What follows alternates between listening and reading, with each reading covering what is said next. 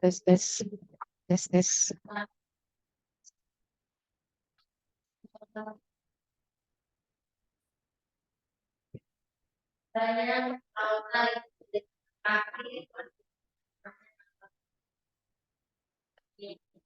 Dia suka pada lupa Mi kalau jam 8.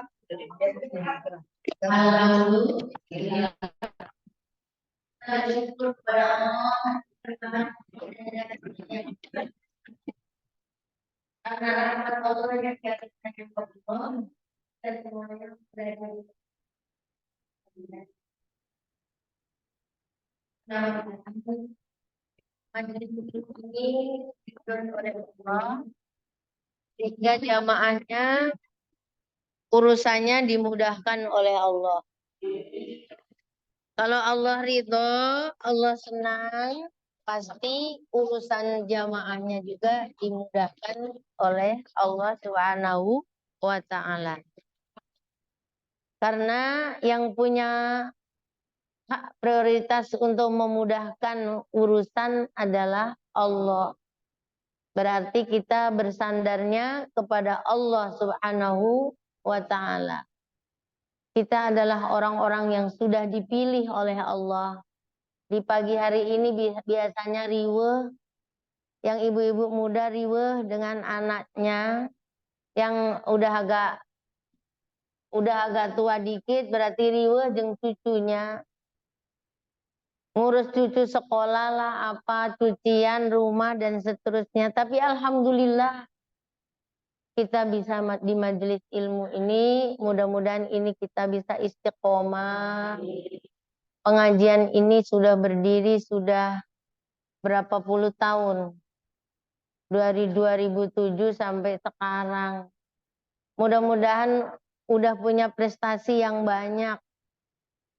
Jadi bisa nambah banyak majelisnya. Amin. Karena bisa ngajak satu orang aja pahalanya luar biasa. Dari yang nggak tahu menjadi tahu. Ya, dari yang nggak ngerti jadi ngerti. Dari yang nggak ke pengajian jadi ke pengajian. Tapi kalau segini-gini misalnya nggak nambah, berarti Bu Pepit belum dapat rombongan. Nanti ada rombongan Bu Pepit, ada rombongan Bu Ami, ya, ada rombongan Bu Aida. Alhamdulillah. Iya, ini kan untuk jangka panjang. Pokoknya datang bawa rombongan. Biar ke surganya juga rombongan. Alhamdulillah. Salawat salam kita sampaikan kepada junjungan kita Nabi Agung, Nabi besar, Nabiullah Muhammad Sallallahu Alaihi Wasallam, para keluarganya, para sahabat, para tabiin dan tabiatnya, mudah-mudahan sampai ke orang sedaya selaku umatnya. Rasulullah sudah ngasih warning, ngasih penegasan, penjelasan bahwa ada loh orang-orang nanti yang surganya deket banget dengan aku, Rasulullah. Siapa dia ya Rasulullah? Apakah dia golongan Nabi, Rasul? Tidak. Dia adalah orang yang paling banyak baca sholawatnya. Subhanallah. Berarti kalau mau surganya deket dengan Rasulullah, sholawatnya kudu diperbanyak. Gitu kan? Berarti kuncinya udah Allah kasihkan, udah Rasul kasihkan. Tinggal kita mau membuka surga atau tidak. Sallu ala Nabi. Allahumma sholli ala Sayyidina Muhammad wa ashghili min zalimin. Allahumma sholli ala Sayyidina Muhammad wa ashghili min zalimin wa akhrijna min baini salimin wa ala alihi wa sahbihi ajma'in. Subhanallah. Mau sholawat yang mana aja boleh. Itu sholawat agar hati kita tuh nggak galau, nggak gelisah, nggak sedih. Allah udah surga aja bisa. Bahkan surga deket sama Rasul aja bisa dengan sholawat. Jadi kalau hanya masalah-masalah duniawi, insya Allah bisa diselesaikan dengan sholawat. Alhamdulillah. Ibu-ibu punya senjata amalan sholawat apa dalam kehidupan kita sehari-hari? Kalau orang tua-tua kita dulu Bu, sekolah juga enggak, tegaduh ijazah. Tapi anaknya jadinya ibu-ibu ini. Saroleh, solehah, padanya hebat-hebat, hidupnya serba kekurangan, tapi subhanallah gitu. Kita ini S1, S2, tapi bikin nyuruh anak sekolah aja susah. Bahkan kadang-kadang nyuruh anak makan aja nggak berhasil. Anaknya susah disuruh makan. Ibu, karena senjata kita yang udah Allah berikan nggak kita manfaatkan. Senjata kita yang sudah Allah berikan tidak dimanfaatkan. Ada orang itu Bu, dalam kisahnya punya keluarga yang perutnya busung besar. Kalau sekarang mah mungkin penyakit liver lah apa gitu. Itu beliau kakeknya itu yang dianggap kiai di kampung itu, dia membaca sholawat nariyah 4.444 kali di perutnya itu, terus ditaruh di air, ditiupkan ke air, airnya diminum, airnya dilus-luskan. Subhanallah, masih hidup sampai sekarang. Dulu mah saya kecil melihat tuh ya kan masih muda, umurnya masih muda, tapi sekarang masih hidup, yang perutnya tidak sebesar yang dulu. Sekarang sih banyak orang yang perutnya gede, tapi bukan karena liver, bukan karena ini, tapi memang banyak makan, lemak. Kalau itu memang penyakit gitu. Tapi subhanallah Ibu, itu katanya dibacakan sholawat nariyah. Kita mah kadang-kadang Bu, orang zaman sekarang sholawat tara dibaca, dikit-dikit sibuk, ngurusin BPJS-nya, ininya. Padahal BPJS nggak dipakai. Orang nggak sakit sih. Betul tidak? Kalau udah punya BPJS kayaknya ayem. Kayak udah punya beras 1 ton aja gitu. Padahal giliran mau dipakai udah nggak aktif. Orang nggak pernah dipakai ya akhirnya nggak diaktifkan lagi. Betul tidak? Kebanyakan kayak gitu. Coba sholawat dulu. Mau sholawat apa saja itu senjata yang Allah berikan. Kalau orang yang hatinya bersih, dia pasti akan dekat dengan Allah Subhanahu wa ta'ala. Itu sholawat nariyah. Apa entah Bu? Sholawat nariyah? Alhamdulillah. Pasti apa coba? Sekali aja dibacanya. Suka ketuker-tuker kata Bu Aida. Ya, itu yang perut busuk ya kan dia bilang gini ke Allah, ya Allah, saya akan membaca selawat nariyah sekian ribu kali atas izinmu, atas ridhomu, tolong berilah keajaibanmu dengan wasilah amal soleh membaca solawat. Itu namanya wasilah, bukan wasilah ke orang mati, bukan ke kuburan, tapi dengan bacaan solawat nariyah tadi. Gimana Bu, yang hafal boleh pulang duluan? Allahumma sholli Allah Allah yang benar, lagunya yang benar. Allahumma sholli, lagunya gimana Bu? Wasalim salam sama ala sayyidina Muhammadin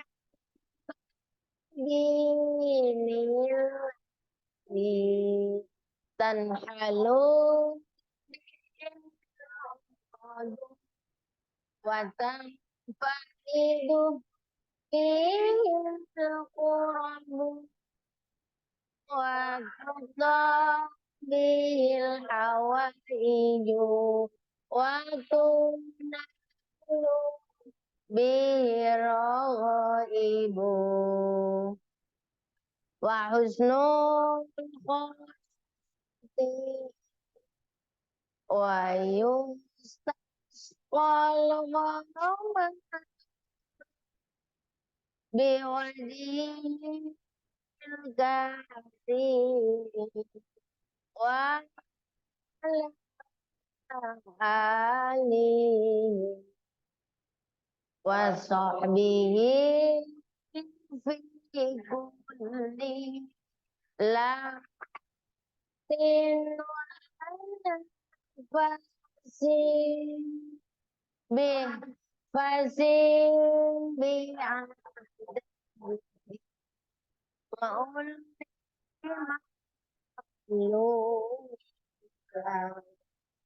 lagunya boleh bebas. Allahumma sholli sholatan kamilatan wa salim salaman taman ala sayyidina Muhammad. Jadi alhamdulillah. Jadi kita itu udah dikasih oleh Allah senjata. Rasul sudah ngasih, kita tinggal bisa menggunakan senjata ini atau tidak. Mudah-mudahan keluarga kita pada sehat, baca sholawat, ditiupkan ke air gitu kan. Pada cerdas, pada soleh, pada solihah. Terus nanti di surganya deket dengan Rasulullah Muhammad. Alhamdulillah. Allahu Akbar. Dan ibu-ibu yang dirahmati Allah Subhanahu wa taala, jadi konsep untuk mendekatkan diri kepada Allah, untuk membersihkan hati atau tazkiyatun nafas itu banyak caranya. Ada yang tazkiyatun nafasnya itu melalui pintu terus bertobat. Sehari-harinya itu mencatat kesalahannya, bukan mencatat kebaikannya. Halo? Terus tubu ilallahi taubatan nasuha. Jadi dia ingin punya hati yang bersih itu dengan cara mengintrospeksi diri, memuhasabah diri, dosa aku lebih banyak daripada kebaikanku. Coba ibu-ibu dari pagi tadi bangun tidur sampai sekarang, coba nulis ada nggak kebaikannya?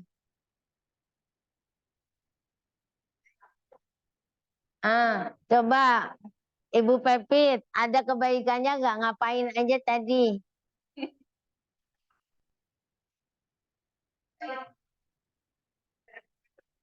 Kerjaan rumah tangga kebaikan kalau ikhlas. Ya, Ibu masak, ikhlas itu.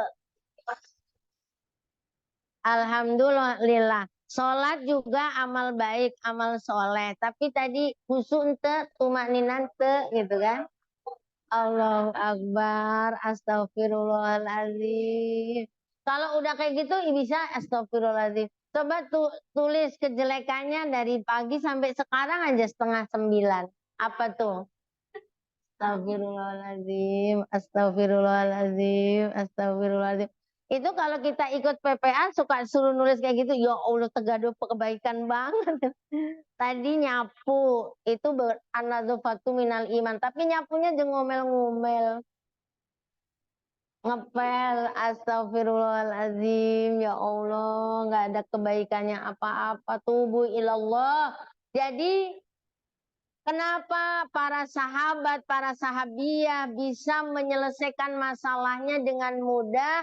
Karena diawali dengan mengaku bersalah, mengaku berdosa. Banyak kekurangannya, ini salahku, ini kekuranganku. Walaupun anaknya yang salah, tapi diakui bahwa aku mamah yang salah. Menyalahkan diri, hasibu anfusakum qabla an tuhasabu dalam asar yang disampaikan oleh Sayyidina Umar radhiyallahu an. Hisablah dirimu sebelum dihisab. Nanti jadi hati kita lembut, hati kita bersih. Kalau menurut Imam Al-Ghazali, wasilah atau konsep agar kita bisa mempunyai hati yang bersih adalah harus tahalliyat an-nafas. Harus mengosongkan jiwa kita. Halo? Harus mengosongkan tahalliyat. Jadi mengosongkan jiwa. Halo? Bagaimana agar jiwa ini kosong dari sifat egois, sifat sombong, sifat iri, sifat dengki, kebencian, semuanya udah dibuang. Jadi tahalliyat an-nafs. Bersihkan dirimu, jiwamu dari hal-hal yang negatif tadi. Ibu, kalau ada orang egois, baik gak? Disenengin banyak orang gak? Allah itu sudah menyampaikan dalam hadis kudusinya, idza ahabballahu abdan, jika Allah itu mencintai seseorang, nada Jibril, Allah mengundang malaikat Jibril bahwa aku Allah mencintai ibu Bu Aida. Kata Allah, maka cintailah ibu Aida ya malaikat Jibril. Malah malaikat Jibril langsung mencintai karena Allah mencintainya. Malaikat Jibril menyampaikan seluruh penduduk langit, wahai penduduk langit, malaikat-malaikat, Allah dan aku malaikat Jibril sudah mencintai Aida. Dan langsung malaikat Jibril menyampaikan ke penduduk bumi, aku dan seluruh penduduk bumi, penduduk langit mencintai Aida. Maka cintailah. Dan itu hadisnya hadis kudusi.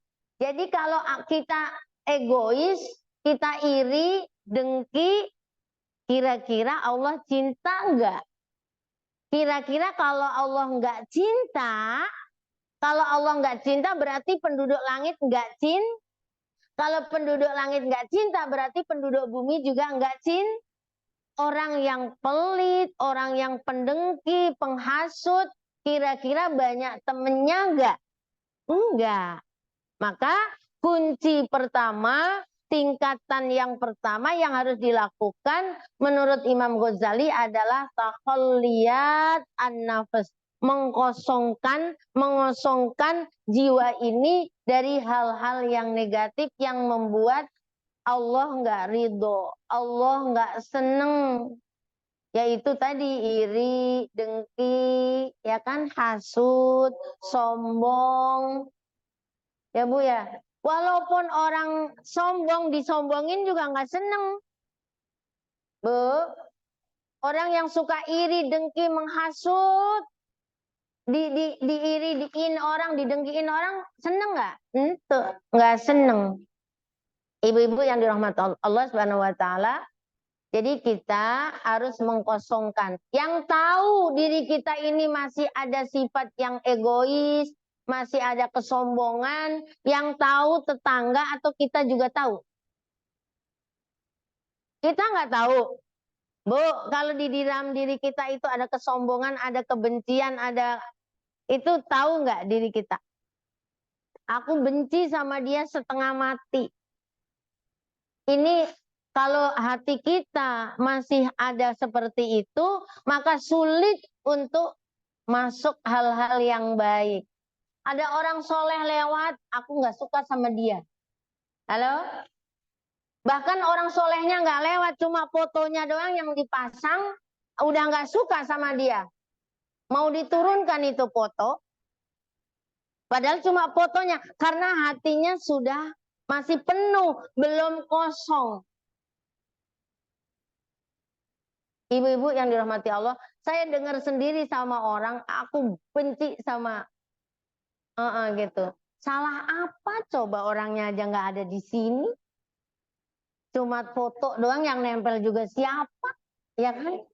Itu kalau hatinya sudah penuh dengan kotoran, dengan hal-hal yang tidak disukai oleh Allah, maka yang hal-hal yang disukai Allah nggak bisa masuk. Maka pertama kali kalau di dalam diri kita masih banyak egoisnya, masih banyak rakusnya, masih banyak kesombongannya, kita kosongkan dulu. Kita harus tahu bahwa kesombongan itu bukan sifat manusia yang baik. Betul, Ibu? Iri dengki itu diharamkan. Kecuali hanya dua hal iri dengki yang dibolehkan. Kenapa? Ibu Aida bisa ngaji, bisa mengamalkan, aku nggak bisa ngaji. Sama-sama orang bojong. Begitu kan, Bu? Kenapa dia bisa bekerja, ngaji, bisa stabil, bisa itu. Kenapa saya nggak bisa? Itu boleh iri yang seperti itu. Kenapa dia orang kaya banyak sedekahnya? Aku harus jadi orang kaya biar banyak sedekah. Itu boleh iri yang seperti itu. Itu termasuk orang baik yang seperti itu, yang dicintai oleh Allah. Bu, Ibu kagum nggak kalau ada orang kaya tapi soleh, rajin ngaji, rajin ibadah, rajin sedekah. Iya nggak? Nah, iri ya Allah, kapan ya? Berilah aku kesempatan jadi orang kaya. Kalau saya bisa lebih baik dari orang itu. Itu namanya ghibtoh. Namanya ghibtoh. Ya Allah, aku pengen kaya seperti orang yang terkaya di Kuningan. Tapi saya pengen hadir di setiap majelis ilmu dan bisa membantu setiap orang yang kekurangan. Amin. Kalau aminnya yang kenceng, biar kan Umi doain gede tadi. Alhamdulillah. Jadi kita harus bisa mengosongkan pikiran-pikiran kita yang negatif. Harus kita bisa lebih mencintai akhirat daripada mencintai dunia. Tapi barusan berdoa jadi orang kaya. Aku pengen jadi orang kaya yang rajin di majelis ilmu dan bisa nolong orang. Itu berarti lebih mencintai akhirat daripada dunia. Kadang-kadang orang tadinya rajin ngaji, setelah punya usaha, punya pekerjaan toko, akhirnya nggak ngaji-ngaji lagi. Nah itu berarti bukan cinta akhirat. Halo? Ngaji, serahkan kepada karyawan. Mau ngaji 1 jam dulu ya. Bilang sama karyawannya mau ngaji 1, makanya Umi menganjurkan ngaji jangan lama-lama 1 jam saja. Biar masih bisa silaturahim ke tetangga, masih bisa nengok saudara, masih bisa ke pasar. 1 jam saja ngajinya. Marah 1 jam, ngaji juga 1. Kalau marah lama, 3 hari, 10 hari. Nah kalau ngajinya 1 jam, maunya sebentar karena kakinya udah semutan. Padahal kalau marah malah darah naik, tidak hanya semutan doang kakinya. Ibu-ibu yang dirahmati Allah Subhanahu wa taala, yang kedua tingkatannya setelah takhalliyatin nafas, yang kedua tingkatannya menurut Imam Ghazali adalah harus tahalliyat. Pakai ha, kalau tadi pakai ho. Ini tahalliyat an-nafas itu artinya mengisi. Jadi mengisi, tadi kan udah kosong. Ya tadi dikosongkan, setelah itu diisi. Diisi dengan apa? Rendah hati, pemaaf. Ada nggak sih Bu orang yang rendah hati, pemaaf, disakitin orang, nyengir? Orang di sini ada nggak sih? Ya Allah, masa di dunia cuma satu? Saya istighfar aja ya Allah, disakitin nyengir, dihujat nyengir. Ya Allah, ya Robi. Senyum aja, Masya Allah. Karena artinya tadi yang jelek-jeleknya udah dibuang, Bu. Udah dikosongkan dulu, diisi dengan sifat pemaaf, santun, peduli, Masya Allah. Apa yang kamu rasakan, itulah yang aku rasakan, gitu. Jadi bisa menjiwai, kalau kamu nggak mau disakiti, maka jangan kesakiti. Dia sudah kosong, maka diisi dengan hadis-hadis Rasul, man lam irham man fil ardi yarham man fis sama. Orang yang bisa menyayangi, mempedulikan, menolong orang yang ada di bumi, maka dia akan dipedulikan dan ditolong yang ada di langit, yaitu Allah dan para malaikat. Jadi sifat yang tercela tadi udah dibuang, udah kosong, diisi sifat yang baik. Tadinya rakus jadi qanaah. Tadinya suka ngambekan jadi nggak ngambekan, gitu kan? Tadinya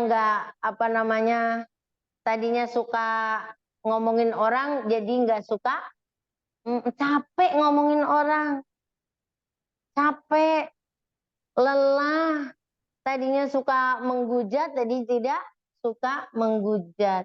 Istri Nabi yang bernama siapa yang terkenal tidak pernah ngomongin orang? Yang tahu boleh pulang. Istri Nabi yang bernama Aisyah binti Abu Bakar As-Siddiq, dia terkenal masyhur tidak pernah membicarakan aib orang lain. Terbukti ketika beliau diberitakan dengan khobar ifki turun surat An-Nur itu bahwa dia ditujuh perempuan berzina, terus sampai menyebabkan dia diceraikan, dipulangkan Rasulullah suaminya ke rumah bapaknya, tapi beliau nggak pengen tahu siapa yang menuduh saya dan siapa yang menyebarkan berita ini. Dia nggak pengen tahu karena itu melelahkan.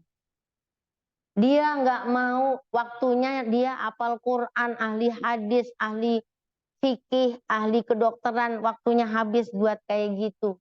Jadi beliau nggak nyari. Nah, pas udah terbukti bahwa turun wahyu bahwa Aisyah adalah wanita yang suci, wanita yang bersih, terus dijemput Rasulullah berpelukan. Ternyata engkau istri yang cantik dan solihah, suci kamu, wahai istriku. Terus minta maaf, Rasul diambil lagi. Tapi ketika itu ada yang ngasih tahu itu dia yang memfitnah kamu, yang nyebarin berita kamu, yang itu orangnya. Aisyah menutup lisannya orang yang ngomong. Itu orang biasanya yang nutup gini tuh orang pacaran. Dengan kasih sayang kalau ngomong tuh. Tapi itu dipraktekkan Aisyah. Jangan ngomongin orang. Saya tidak mau tahu siapa yang memfitnah saya. Jangan sebutin namanya, jangan diceritakan. Kalaulah itu dia yang menyebarkan, tapi saya tahu dia pernah mencintai Rasulullah. Dia pernah menolong Rasulullah. Ini hati yang udah kosong, yang diisi dengan kebaikan, jadi yang dilihat adalah kebaikannya. Kalau kebanyakan manusia, kesalahan zaman Dajjal, sampai turun Dajjal yang berikutnya, masih dulu gitu. Zaman dulu aku kecil, aku dinakalin sama dia. Nah, sampai sekarang udah gede. Ya Allah. Ibu-ibu yang dirahmati oleh Allah Subhanahu wa taala. Jadi mengkosongkan, setelah itu diisi ya, diisi, dipenuhi, terus belajar ilmu tentang kebaikan, ilmu-ilmu orang yang soleh, ilmu-ilmu orang yang dermawan. Coba kita baca akibat dari kedermawanan orang itu, ternyata dia jadi begini-begini. Coba kita baca dalam kitab, akibat dari mencintai Al-Quran. Tadinya dia males karena hatinya penuh dengan kekotoran, dia karena akhirnya mencintai kebaikan-kebaikan, dia akhirnya rajin baca Quran dan cinta banget dengan Al-Quran. Walaupun masih terbata-bata, tapi dia baca Quran. Kadang-kadang sehari itu enggak banyak, tapi dia baca. Dia baca berulang-ulang. Bahkan di sahabat Nabi itu terkenal,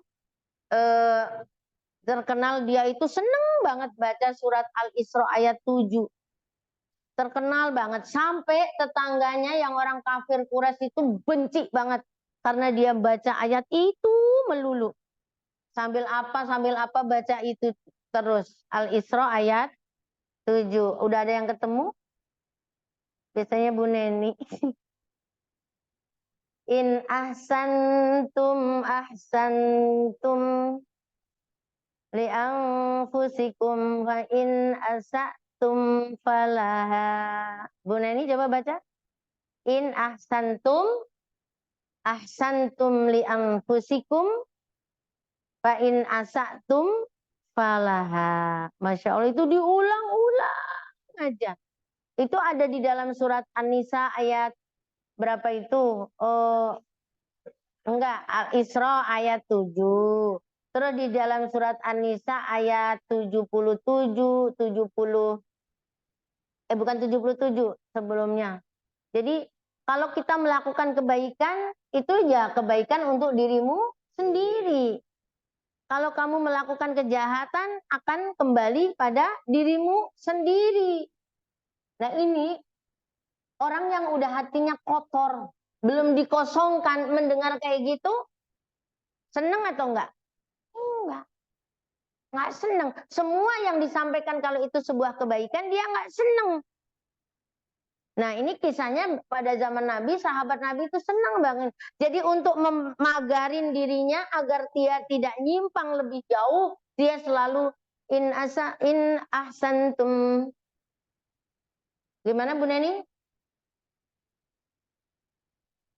Wa in ahsantum li anfusikum wa in asa'tum falaha.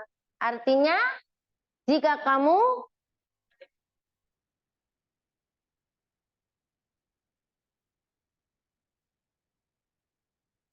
nah, orang yang melempar sendal orang, ngisengin orang, jahatin orang, itu akan kembali kepada dirinya sendiri, kepada keluarganya, kepada sanak familinya. Kalau dia berbuat baik di dunianya, dia akan banyak temannya, banyak saudaranya, dan di akhirat nanti dia akan dimuliakan oleh Allah. Jadi balasannya tidak hanya di dunia. Nah ternyata orang jahat tadi ketika tahu bahwa sahabat Nabi ini mau menuju perjalanan ke Mekah dari Madinah, dia bikin kue. Kalau di Arab itu namanya halwa, itu manis. Dicampur sama susu, tapi susunya sudah dikasih racun tikus. Sudah dicampurin, dan ternyata turunlah ayat tadi. Ayat itu dibaca-baca terus, jadi dia kesel. Dia kesel, akhirnya, oh kamu katanya mau pergi, ini mau saya bekalin ini. Biar mati. Halo? Ternyata dalam perjalanan di padang pasir itu, jalan itu ketemu pemuda yang ngos-ngosan. Jalan ngos-ngosan, capek. Kamu dari mana? Pada dari mana? Kamu lapar ya? Mau nggak makan ini nih? Ada ya, aku punya manisan. Dikasihkan. Dan dimakan itu karena orang lapar. Anak muda dua-duanya. Dimakan dan tidak lama gelempang. Mati anak muda tadi. Akhirnya berita menyebar sampai Rasulullah Shallallahu Alaihi Wasallam. Apa berita? Akhirnya laki-laki tadi, sahabat Nabi tadi diborgol karena dituduh membunuh. Ketika di sidang ditanya, kamu apakan orang ini? Nggak ngasih apa-apa. Kalau kan ketahuan tuh, ini kena racun. Kena racun. Kalau dulu mah nggak ada otopsi. Tapi kalau ketahuan orang bisa lihat. Ibu-ibu yang dirahmati oleh Allah Subhanahu wa taala, subhanallah, alhamdulillah. Ternyata dia laki-laki tadi, sahabat Nabi tadi, sampai dijulukin laki-laki yang mencintai Al-Quran, maka selamat dari kematian yang nggak benar. Akhirnya apa? Yang mati siapa tadi? Yang mati laki-laki yang dikasih manisan atau dua pemuda tadi? Dua pemuda yang mati ketika di sidang dan dijelaskan, saya mau pergi ke sini, dikasih tetangga saya, bukan Bu Aida yang ini, Bu Mimin. Ngasih ini katanya buat bekal saya di perjalanan, ya aku lihat dia kelaparan, aku tawarin kasih ini, mau nggak? Mau, dan dia makan. Siapa yang ngasih? Bu Mimin. Contoh doang. Nah, akhirnya Bu Miminnya datang. Ternyata yang meninggal dua-duanya adalah anaknya. Ini jelas di dalam Qur'annya ada. Ini zaman Nabi, bagaimana dia nggak pingsan dan akhirnya dia mengaku demi Allah. Ternyata pemuda ini, laki-laki ini yang sering membaca in ahsantum li anfusikum fa in asatum falaha. Aku kesel, aku sebel. Dia selalu baca itu, kedengeran dari aku, telingaku budek rasanya. Akhirnya aku kerjain dia, maksud saya biar dia yang mati. Ternyata yang meninggal anakku, dan akhirnya orang tadi dapat hidayah, dia masuk Islam. Ternyata Quran adalah sebuah kebenaran. Quran adalah obat, Quran adalah solusi permasalahan. Emang belum ajalnya.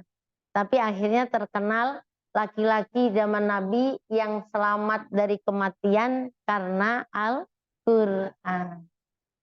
Jadi karena hatinya bersih, dia polos baca, mau orang seneng kayak mau nggak orang seneng, orang pakai mulut-mulut sendiri, dia juga jalan di tanah-tanah sendiri, di rumah-rumah sendiri, yang penting bukan kenceng-kenceng, ya kan? Tapi kalau temenan, tetanggaan kan suka kedengeran.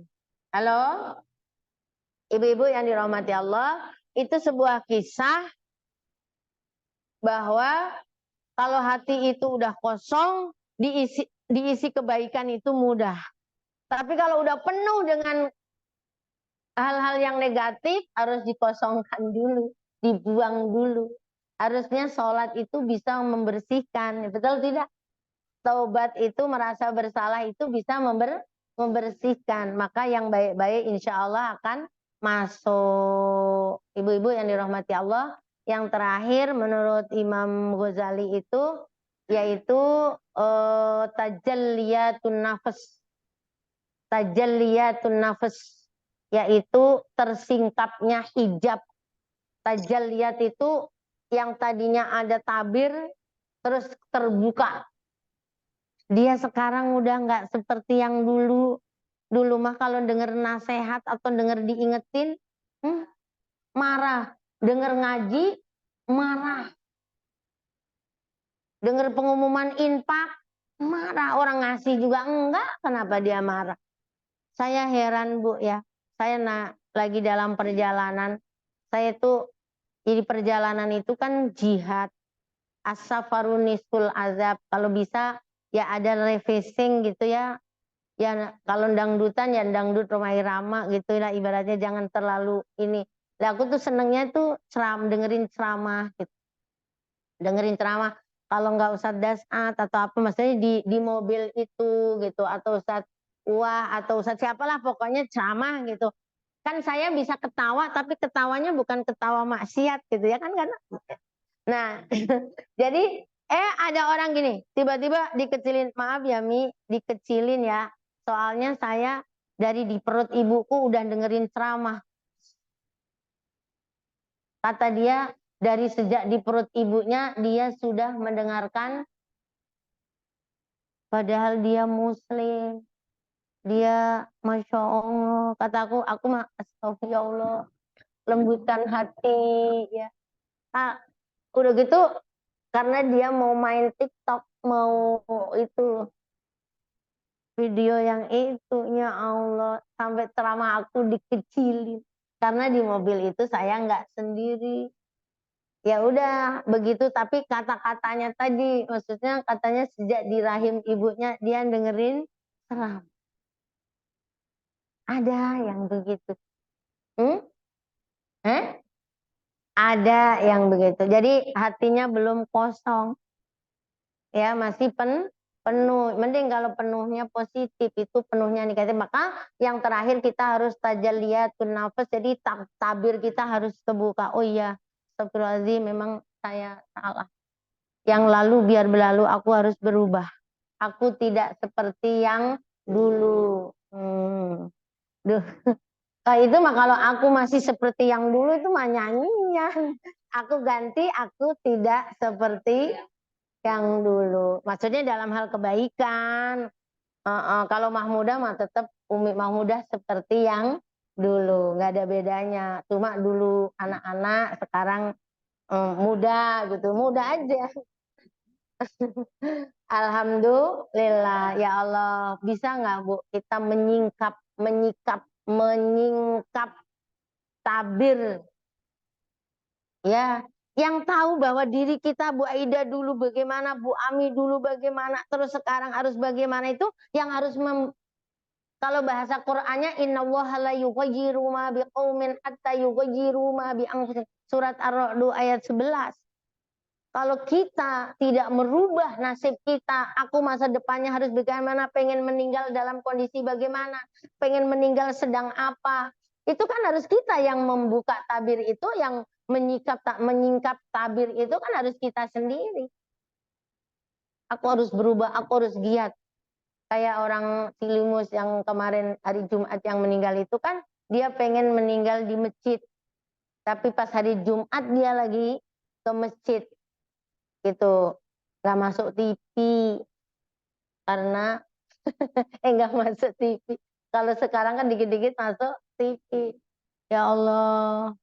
Kadang-kadang dari ucapan itu kan doa, dari keinginan, nggak mungkin dong pengen meninggal di masjid tapi nggak pernah ke masjid.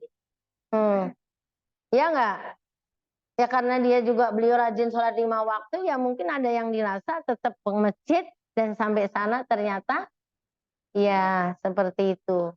Jadi itu apa namanya, konsep tazkiyatun nafas.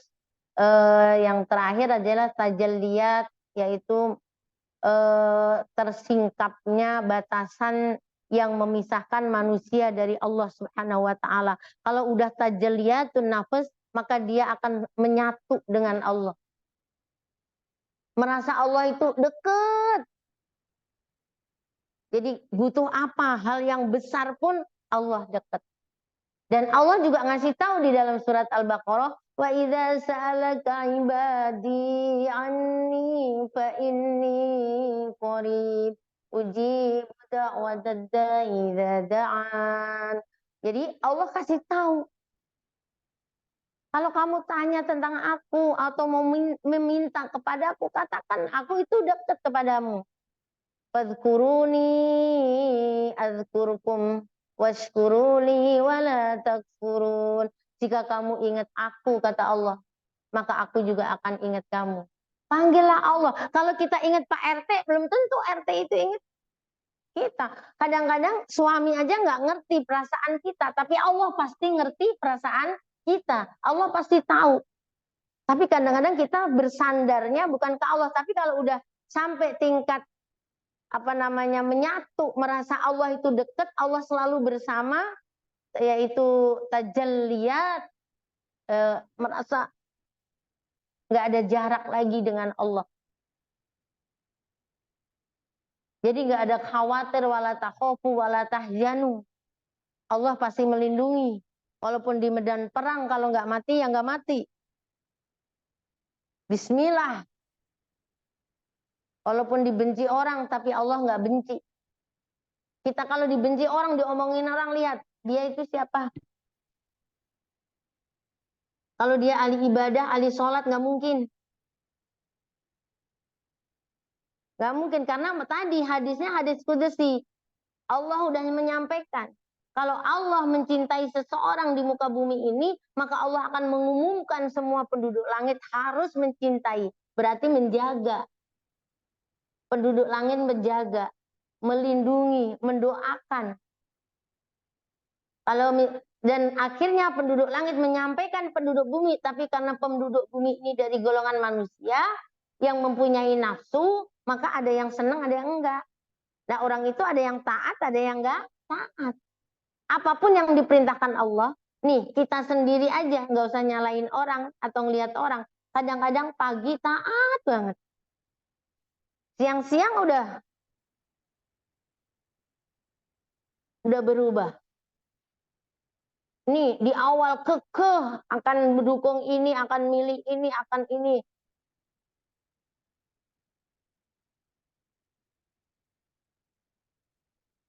Kan ada di dalam hadisnya, ada orang yang kurang satu langkah lagi, udah 10 tahun melewati jembatan Siratal Mustaqim, 10 tahun, sehari di akhirat sama dengan 1000 hari di dunia, 1000 tahun. Ka'alfi sanatim mimma ta'udun. Sehari di akhirat sama dengan 1000 tahun di dunia. Dia udah 10 tahun akhirat. Tinggal satu langkah mau masuk surga, enggak jadi, jatuh dia.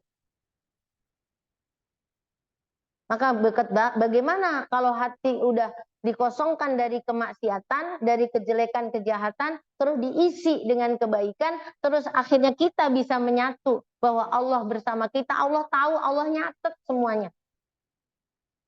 Dan semuanya akan kembali kepada pelakunya sendiri. Kebaikan akan kembali kepada diri sendiri, keburukan akan kembali kepada diri sendiri. Ketika manusia di alam kubur, itu kadang-kadang dia curhat sama malaikat Mungkar dan Nakir. Semalam itu kuburan saya terang banget. Terus rasa luas banget. Oh bisa ya? Kenapa? Gitu. Waktu itu anak kamu pada saroleh, pada ngaji, pada baca Quran, pada sedekah, pada menyambung kerabat, sanak famili. Nah, tapi tadi malam sempit banget. Dada saya sesek, mana gelap banget. Itu kenapa? Keluargamu maksiat, durhaka, ingkar janji. Kembali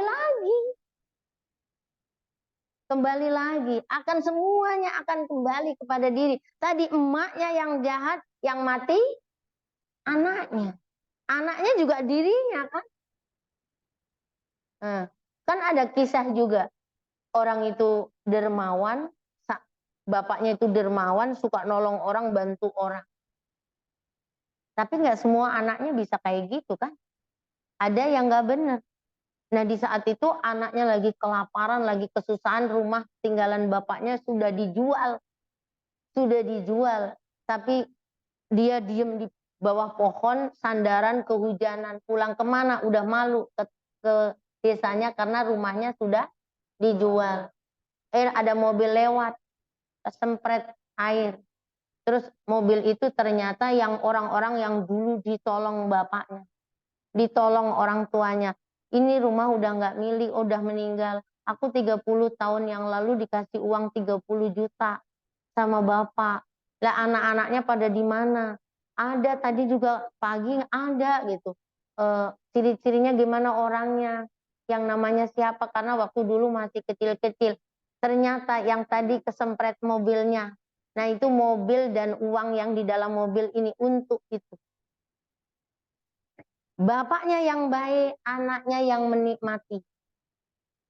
Jadi intinya dari tazkiyatun nafas ini kita memperbaiki diri kita, maka anak cucu kita yang bisa juga menikmati baik di dunia ataupun sampai akhirat nanti. Kurang lebihnya mohon maaf, yang benar datangnya dari Allah Subhanahu wa taala. Semoga kita semuanya bisa mengamalkan seperti panduan yang sudah diberikan oleh Imam Ghazali ini. Pertama, yuk kita kosongkan,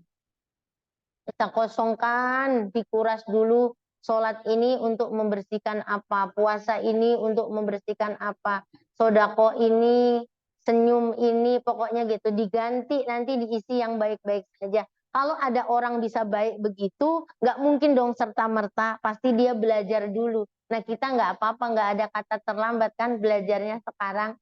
Mudah-mudahan bisa mudah memaafkan orang gitu.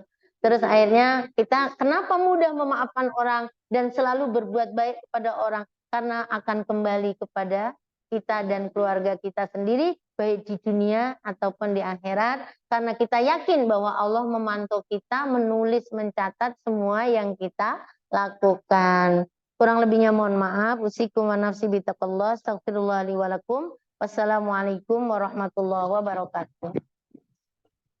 Barangkali ada yang mau bertanya. Umi mau nanya, tadi kan apa namanya kalau amal baik orang tuanya dapat. Nah, kalau misalnya orang tua udah meninggal, dia dermawannya pokoknya baik lah gitu. Terus udah meninggal tapi anaknya yang di dunia tuh melakukan maksiat, dia juga dapat. Bukannya udah putus, Mi, hubungan ininya. Ada yang putus, ada yang nggak putus. Yang putus itu kan apa namanya? Contoh yang nggak putus amal soleh, ilmu yang manfaat, anak yang soleh, yang mendoakan orang tuanya nggak terputus, tetap nyambung. Doa orang tua itu, doa orang tua kepada anak bisa nembus ke langit ketujuh dan sama setara dengan doanya Nabi. Ya, doa anak juga sama. Kesolehan anak yang soleh akan nyampe ke orang tuanya. Nah, kalau anaknya tadi maksiat, kenapa ya sempit banget kuburan aku malam ini? Gerah, sempit, gelap lagi. Yang biasanya anaknya berdoa, hari itu nyoba-nyoba cara berdoa, maksiat. Mungkin juga, Bu, bisa jadi ada apa namanya? Ilmu kebaikan yang belum disampaikan orang tuanya tadinya. Belum diajari. Sehingga nyampe ke orang tuanya. Kan itu ada kisahnya. Ada orang yang masuk neraka. Anaknya masuk neraka tapi bapaknya masuk surga. Nggak bisa. Anaknya protes ke Allah. Enggak. Kenapa saya dimasukkan neraka? Karena kamu nggak sholat. Kamu nggak puasa Ramadan. Gimana aku puasa atau sholat? Aku nggak dikasih tahu, nggak diajarin sama orang tuaku. Orang tua kamu siapa dipanggil, bener nggak? Iya, misalkan SD-nya SD umum, TK-nya TK umum, nggak pernah, maksudnya akhirnya orang tuanya masuk neraka. Ditarik sama anaknya. Kalau di sana nanti kullu apa namanya semuanya bertanggung jawab atas amalnya masing-masing. Kan yauma yafirrul mar'u min akhihi wa ummihi wa abi. Jadi lari dari keluarganya itu udah tanggung jawab dengan urusan masing-masing. Dan nanti tuh ahli surga memanggil ahli neraka. Nanya dalam surat Al-A'raf, kamu di situ? Iya, penuh nggak? Penuh. Yang dijanjikan yang kita tahu di dunia, bener nggak? Bener.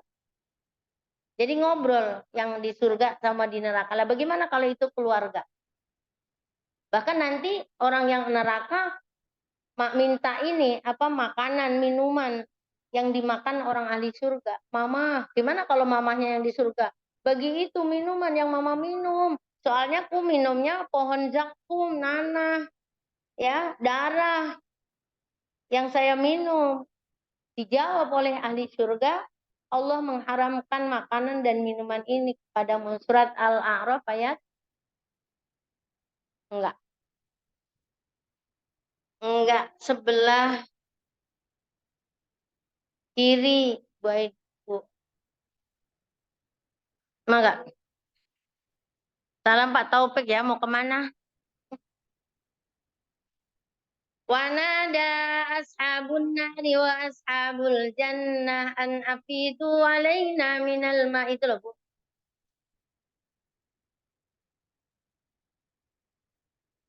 Al-A'raf. Dari ayat atas paling atas juga wanada kayak. Tapi itu di tengah-tengah. Yang bawahnya, yang ahli neraka memanggil ahli surga minta minum. Wa nada ashabun nari wa ashabul jannah. Pelan-pelan baca artinya, coba.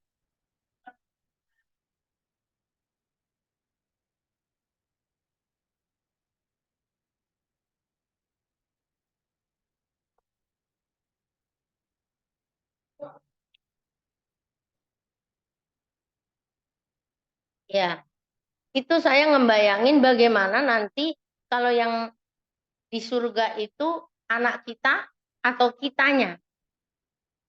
Dan yang minta itu, ya kan ahli nerakanya. Kan melihat dia, kita lagi minum jus, lagi itu. Terus anak tadi minta. Tapi jawabannya, haramallah.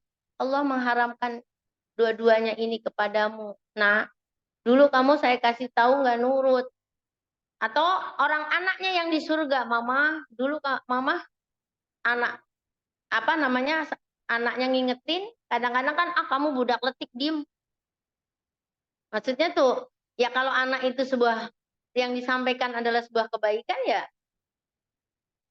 iya walaupun dari anak harus nurut harusnya ngikutin iya iya tetap tetap makanya namanya keluarga itu harus kalau bisa kan satu fikroh satu tujuan arah kita tuh mau kemana ya carinya akhirat kan ridho Allah ke sana apapun caranya ada yang jadi petani, ada yang jadi pedagang, ada yang apa, tapi tujuannya ke sana cari ridho Allah. Itu. Ya sedih. Sedih kalau baca itu mah nangis. Setiap tilawah sampai ayat-ayat itu udah naudzubillah min dzalik ya Allah. Naudzubillah min dzalik ya Allah. Kita itu Bu nggak ketemu sehari, anak sebulan, itu aja kan rindu banget, kangen banget. Itu kita tahu tempatnya aman. Cuma berjauhan, masih bisa video call nih Bu Zulfa, anaknya jauh. Semoga diamankan, dilindungi oleh Allah, amin. Maksudnya itu kan kangen, rindu, masih bisa video call, masih ini. Dan nanti, ah, dia ngelihat apa namanya, tapi kan kitanya nggak bisa narik. Udah nafsi-nafsi nanti. Eh.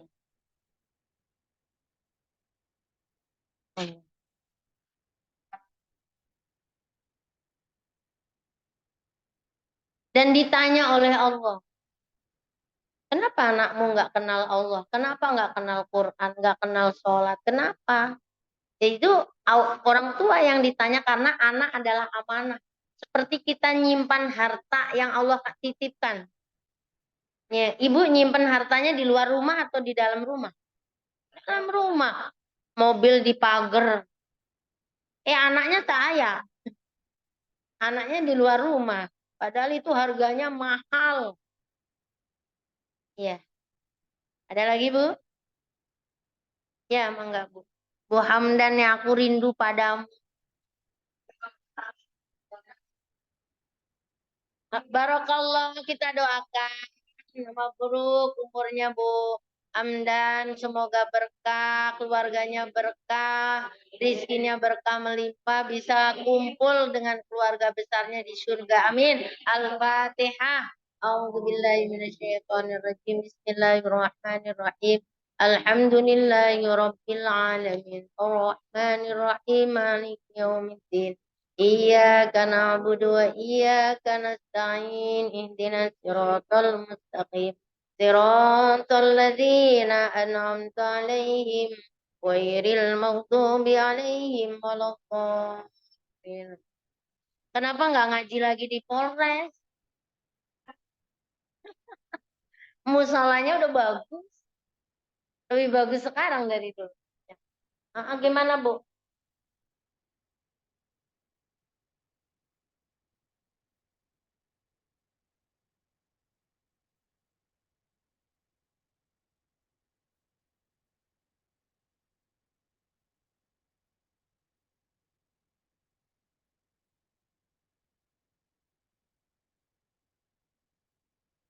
Gimana? Gimana Bu?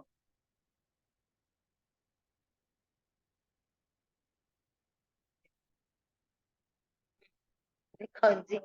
Itu kita setiap sholat, itu kan doa yang terakhir kita, ya muqallibal qulub, tsabbit qalbi ala dinika.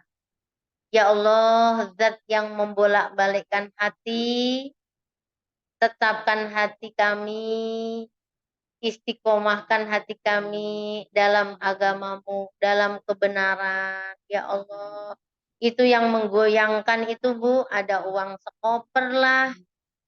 Masa iman dengan uang 50.000, astagfirullahaladzim. Udah menggadekan imannya, dunianya, anak cucunya. Orang tuh ngontrok gara-gara nggak dapat kupon beli minyak. Seliter doang ngontrok. Lupa bahwa minyak itu kolesterol. Jadi kadang-kadang saya tuh ibu-ibu, kalau bapak-bapak mah ada jual minyak ya, cuek aja. Emak-emak ini. Ya Allah. Ya Bang Mang, ada baiknya bapak-bapak, ada kurang baiknya ibu-ibu. Gitu. Ya kalau dapat kupon alhamdulillah, enggak juga enggak apa-apa, di rumah masih ada minyak. Toh kita enggak minum minyak. Yang penting air putih ada. Alhamdulillah ya Allah. Datang-datang Umi, masa tadi ada yang jual minyak murah pakai kupon, aku yang enggak dapat kupon. Kata saya, siapa yang jual minyak? Nah, ya enggak apa-apa pula, minyak juga kolesterol. Makanya Pak Dokter nggak ada yang jual minyak murah. Kata, yang makan minyak, siapa yang makan minyak? Makanya gorengan. Iya, Bu ya. Jadi kita berdoa sama Allah, terus kita tahu tadi bahwa itu nggak baik. Kalau tahu nggak baik dan Allah udah nyatu sama kita, ya Allah. Udahlah, gitu. Marah 1 jam maksimal. Syukur bisa kurang dari 1 jam. Ya kan? Kalau kesel disakitin orang, didolimin orang, ya udah. Kalau belum bisa seperti orang yang langsung nyengir senyum gitu. Sayanya yang semot. Iya, Allah ya Allah ya Rabbi. Ya, ada lagi Bu.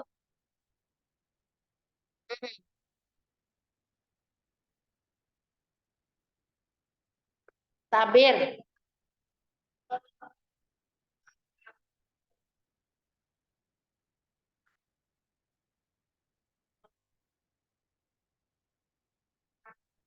Ya tadi urutannya kan kita kosongkan dulu. Udah tahu egois itu nggak bener, pendendam nggak bener, iri dengki nggak bener, udah buangin aja deh, itu nggak bener.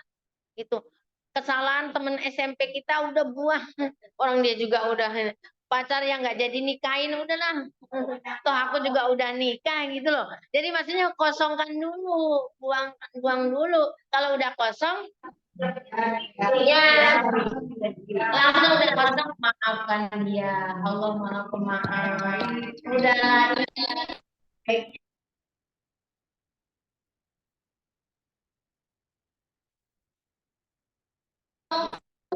Siapa yang mengenal dia? Dia ngabrak. Akhirnya bergontok-gontokan, urusan sama polisi ribet. Pak polisinya cuma satu di sini. Jadi apa namanya? Jadi karena nggak dikosongkan, kosongkan dulu. Dalam kalau terjadi yang nggak baik, kan pamin nafsi. Tidak asobat musibah itu sebenarnya kan pamin nafsi. Kalau tidak asobat ma asobat min hasanatin pamin Allah. Kalau kebaikan dari Allah. Kalau keburukan dari diri. Kenapa tiba-tiba darahnya tinggi? Kenapa tiba-tiba? Ya, berarti di sininya masih ada sesuatu yang belum dilepas. Walaupun ada karena keturunan. Kalau karena keturunan darah tinggi, tapi berarti kan harus ini juga bisa kan? Seperti ya Ibu, jadi kosongkan dulu isi yang baik, terus kita ingat Allah sudah mencatat. Allah sudah melihat. Allah serahkan aja ke Allah. Memang ada ini masih direkam. Ibu Aida Kan pertanyaan ini. Iya. Ada lagi Bu? Berarti yang singkatnya tampil itu hasil dari yang Iya. Yang sahabat-sahabat itu nggak langsung soleh dari awal semua, Bu. Udah terbuka, udah diisi dengan kebaikan, udah terbuka, udah beda aja dia mah. Ya, tabirnya sudah terbuka, udah hijabnya sudah nggak ada. Yang tadinya menutupi, dia nggak bisa melihat kebenaran, nggak bisa mendengar kebaikan itu udah nggak ada, udah hilang. Ya udah otomatis kalau hatinya udah bersih kan, sering aja bersolawat tibil qulub lah, apa nggak solawat tibil qulub.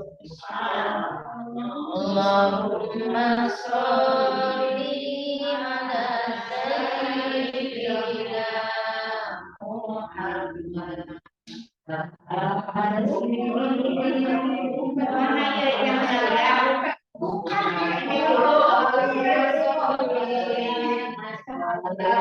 Sayyidina Muhammadin tibil qulub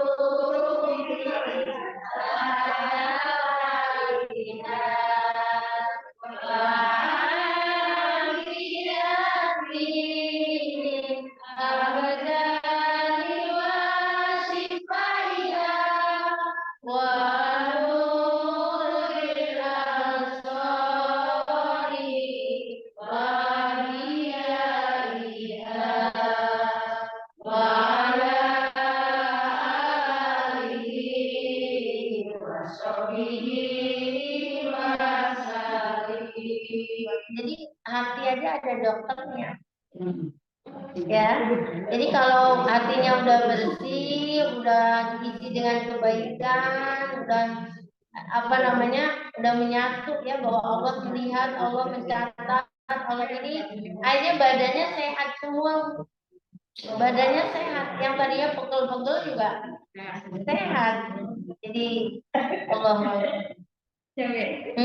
kebenaran terdapat spesial hati. Jadi ada operasi ginjal, ada operasi jantung, ada. Iya. Liver.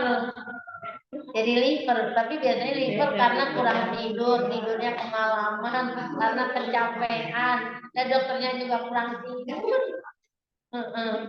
Jadi yang penyakit hati yang jadi liver itu bukan karena hati yang kotor aja. Kalau hati yang kotor jadi seluruh badan sakit. Semuanya sakit. Kata-katanya aja menyakiti. Tapi kalau hatinya bersih, nggak ada kata-kata yang menyakiti. Jadi kelihatan ya. Jadi kelihatan cerminan. Jadi wabiyahiha cahaya. Dia itu adalah sinaran pancaran cahayanya kelihatan. Berarti nggak ada yang kalau orang suka mengatakan tapi dia sebetulnya nggak ada. Oh ada, dia katanya Pak Haji umroh apa terus kalau kerja tuh pakai otak gitu. Kalau kamu menggunakan otak kamu ya jadi otak-otak. Jadi maksudnya semarah-marahnya orang.